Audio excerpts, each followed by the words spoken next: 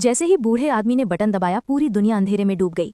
क्योंकि राजा को हमेशा लड़ाइयों से प्यार था, इसलिए उसके सैनिक लगातार लड़ रहे थे। लेकिन बूढ़ा आदमी बस शांति से सोना चाहता था। जब राजा ने देखा कि सब कुछ अंधेरे में है तो उसने अपनी टॉर्च निकाली। टॉर्च सीधे युद्ध के मैदान पर पड़ी और लड़ाई शुरू हो गई। सोने की तैयारी कर रहा बूढ़ा आदमी फिर से जाग गया, लेकिन अब उसके पास कोई और विकल्प नहीं था, इसलिए उसने फिर से स्विच ऑन कर दिया।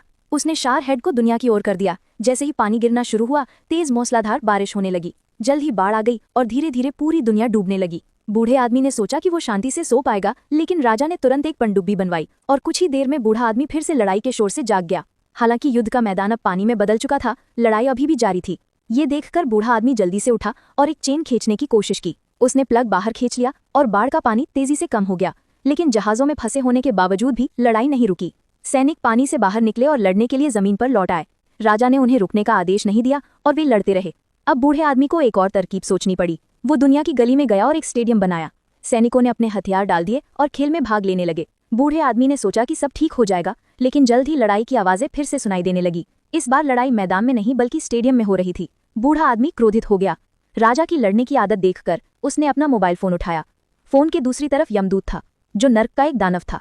यमदूत ने अपने 2 राक्षसी सैनिकों को भेजा, लेकिन राजा को कोई अंदाजा नहीं था कि उस पर मुसीबत आने वाली है। वो अभी भी लड़ाई जारी रखने में व्यस्त था। नर्क से 2 सैनिक जमीन के नीचे से निकले और राजा को पकड़ लिया। उन्होंने उसे नर्क की लिफ्ट में डाल दिया। जैसे ही लिफ्ट नीचे उतर रही थी, राजा ने एक अजीब आदमी को देखा। वो आदमी एक विशाल पत्थर को एक पहाड़ी पर धकेलने में व्यस्त था। राजा ये देखकर चकित रह गया। मौत के देवता ने तब उसे एक जेल में कैद कर दिया। जेल का दरवाजा एक भारी ताले से बंद था। जब मौत और उसके गार्ड चले गए तो पत्थर वाला आदमी अब उसी चट्टान से भाग रहा था। लेकिन जब राजा ने उसे जेल के पास से दौड़ते हुए देखा तो उसे एक विचार आया। जैसे ही आदमी पास से गुजरा, उसने उसे अपनी तरफ खींच लिया और ताला खोलने में मदद करने के लिए कहा। आदमी मान गया और उसकी मदद की, लेकिन जैसे ही दरवाजा खुला, राजा बाहर आया और आदमी को कैद कर दिया। अब वो आदमी पिंजरे में था, लेकिन उसने कोई विरोध नहीं किया।